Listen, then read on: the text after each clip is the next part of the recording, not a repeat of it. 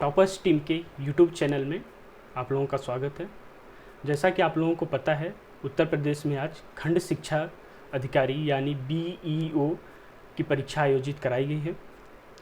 इस परीक्षा के प्रश्न पत्र में विज्ञान खंड से लगभग 11 प्रश्न पूछे गए हैं। इसमें एक आध प्रश्न आपका एग्रीकल्चर यानी कृषि से भी पूछा गया है।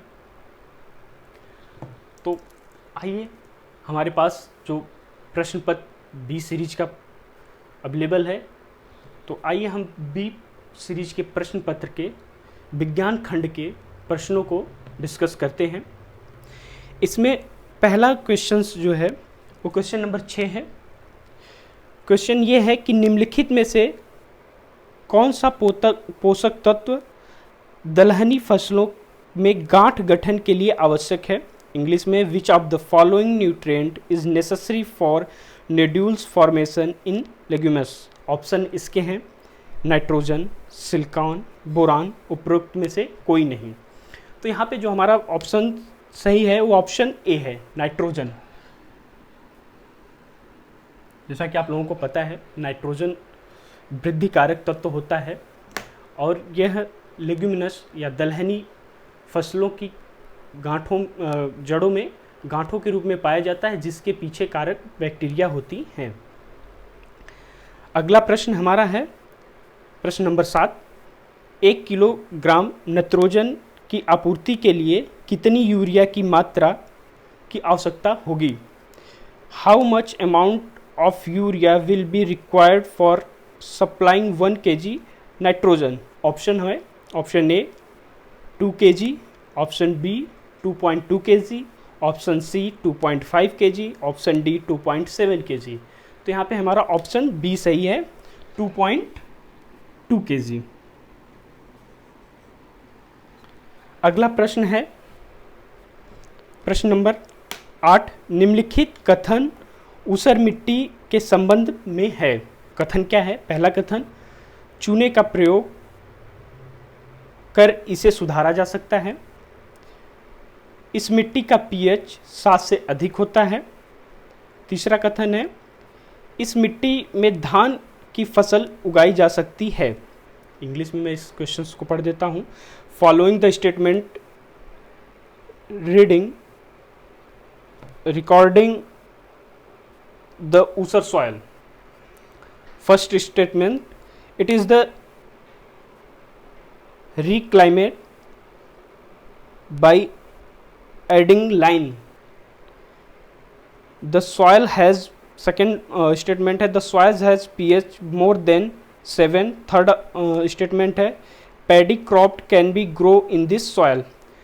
तो सुनने में आ रहा है कि ये प्रश्न विवादित है, क्योंकि ऊसर की सॉइल में ये तीनों चीज़ें होती हैं, किया जा सकता है। फिलहाल हम ऑप्शन पढ़ देते हैं। ऑप्शन ए है 1 और 2 सही, बी है 2 और 3 सही, सी है केवल 3 सही, डी है केवल 1 सही। तो अगर ज़्यादा सही हम लेंगे तो हमारा ऑप्शन ए बनेगा, 1 और 2 सही। तो हम लिए ऑप्शन ए मानते हैं। हम अगले क्वेश्चंस पे आते हैं। Question number 39।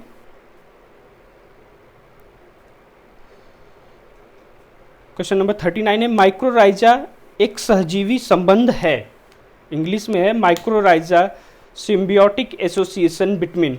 ऑप्शंस हैं शैवाल और पौधों के मध्य में, शैवाल और कवक के मध्य में, कवक और पौधों के मध्य में, और नीलहरी शैवाल और कवक के मध्य में। तो यहाँ पे ऑप्शन जो है वो सी सही है, 39 का सी।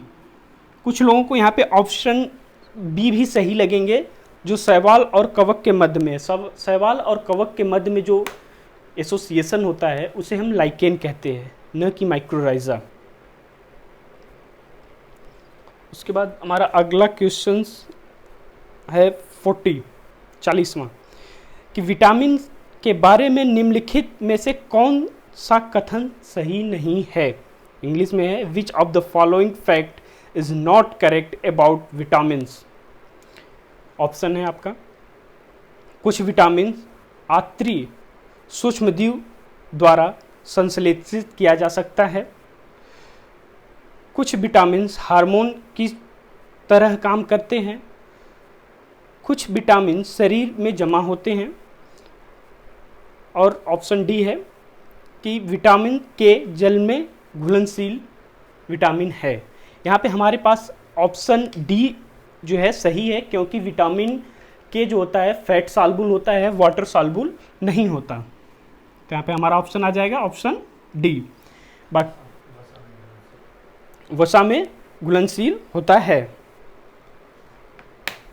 अगला क्वेश्चन है हमारा 41 कि फ़ारेनहाइट पैमाने पर तापमान 200 फ़ारेनहाइट है, इसका मान सेल्सियस पैमाने पर क्या होगा?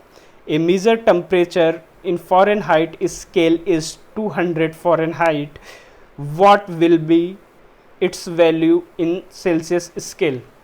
इसके लिए हम आपको यहाँ पे एक फार्मूला लिख देते हैं कि सेल्सियस बराबर होता है F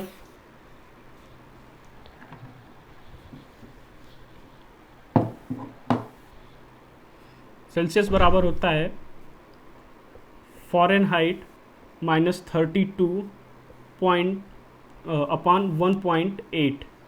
इस पे हम कैलकुलेट कर लेंगे। 200 फ़ारेनहाइट हमारा दिया है -32 बाई 1.8। ऑप्शन जो आएगा वो 93.33 होगा। ऑप्शन देख लेते हैं क्या क्या है इसमें। ऑप्शन ए है 93.33, option B 40 Celsius, option C 99 Celsius, option D 30 Celsius. तो हमारा ऑप्शन क्या हो जाएगा 41 में? Option A. ऑप्शन ए क्या हो जाएगा? 93.33।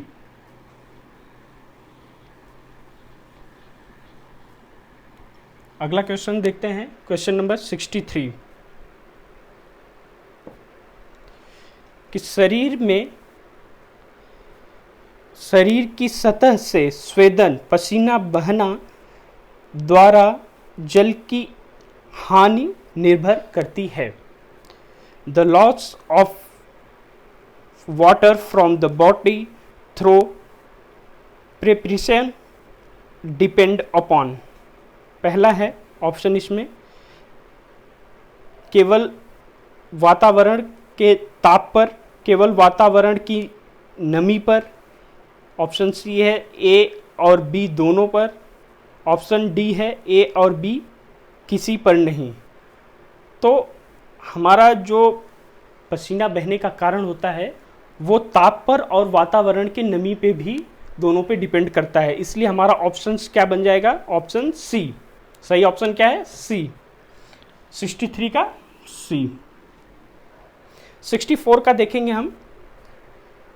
अगला क्वेश्चन 64 है, निम्नलिखित में से कौन सा तत्व पौधों में सूक्ष्म पोषक नहीं है? इंग्लिश में which of the following element is not micronutrient. Micro, English वाले ध्यान देंगे, माइक्रो है, मैक्रो नहीं है। माइक्रो मैक्रो में कंफ्यूजन होती है इन प्लांट। तो यहाँ पे पूछा है कि कौन सा नहीं है। तो ऑप्शन हमारे पास 4 दिए हैं, आयरन, मैग्नीज, कॉपर और मैग्नीशियम। तो आप लोगों को जैसे पता ही होगा कि माइक्रो जो है, माइक्रो न्यूट्रिएंट में कॉपर भी आता है, मैग्नीज भी आता है और आयरन भी आता है। मैग्नीशियम एक ऐसा तत्व है जो मैक्रो न्यूट्रिएंट, जो माइक्रो नहीं होता है, मैक्रो न्यूट्रिएंट होता है। तो हमारे यहाँ पे ऑप्शन क्या हो जाएगा? डी। मैग्नीशियम पत्तों में रंध्र छिद्र के खुलने और बंद होने के लिए कार्य में आता है। पत्तों में जो रंध्र छिद्र पाए जाते हैं। अगला क्वेश्चन है क्वेश्चन नंबर 65, हीमोग्लोबिन के संबंध में निम्नलिखित में से कौन सा कथन सही नहीं है? सही नहीं है। Which of the following statement is not correct about haemoglobin? पहला ऑप्शन है लाल रंग का होता है। आप लोगों को, सभी लोगों को पता है कि लाल रंग का होता है। यह फेफड़े से कोशिका तक ऑक्सीजन का वाहक होता है? जी बिल्कुल होता है। ऑप्शन सी, यह कुछ अम्लीय होता है। और ऑप्शन डी है, यह ऊतक से फेफड़ों तक कार्बन डाइऑक्साइड पहुंचाता है। तो ये ऊतक से फेफड़ों तक जो है कार्बन डाइऑक्साइड भी पहुंचाता है। तो इस प्रकार हमारा ऑप्शन कौन सा आ जाएगा? Option C. Option C, haemoglobin जो होता है वो क्षारीय होता है। 7.1 से 7.4 तक इसका पीएच होता है, ये आप याद रखेंगे। ठीक है, तो अगला क्वेश्चन हमारा आता है 66। रक्त ग्लाइकोसिलेटेड हीमोग्लोबिन कोष्टक में HbA1c का मापन निम्नलिखित में से किसके प्रबंधन के लिए लाभदायक है? The measurement of glycosylated haemoglobin in the blood is useful for management of. यहाँ पे ऑप्शन है, पहला ए रक्तचाप, बी हीमोफीलिया, सी मधुमेह और डी उच्च रक्तचाप चाप होता। तो यहाँ पे जो हमारा ऑप्शन सही होगा वो ऑप्शन सी होता है। ये जो चेकअप होता है वो डायबिटीज़ के लिए होता है। डायबिटीज़ के लिए ये चेकअप होता है और सभी लोगों को हर दूसरे और तीसरे महीने में इस चेकअप को करा लेना चाहिए। और लास्ट क्वेश्चन है वो क्वेश्चन नंबर 100 है कि निम्नलिखित में से कौन सा फॉस्फेटिक जैव उर्वरक है? Which of the following is phosphatic bio fertilizer? Rhizobium, नील हरित शैवाल, एजोला, वेस्कुलर और वेस्कुलर माइक्रोराइजा। ये 4 ऑप्शन है। तो इसमें जो हमारा ऑप्शन सही है वो ऑप्शन डी है कि वेस्कुलर और वेस्कुलर माइक्रोराइजा। तो ये थे हमारे विज्ञान खंड के बीईओ के परीक्षा प्रश्न पत्र में पूछे गए जो सवाल थे उनका डिस्कशन। ये ऑप्शंस इसमें सही है और इसी के साथ हम इस वीडियो को जो है अंत करते हैं और आपके उज्जवल भविष्य की कामना करते हैं। नमस्कार।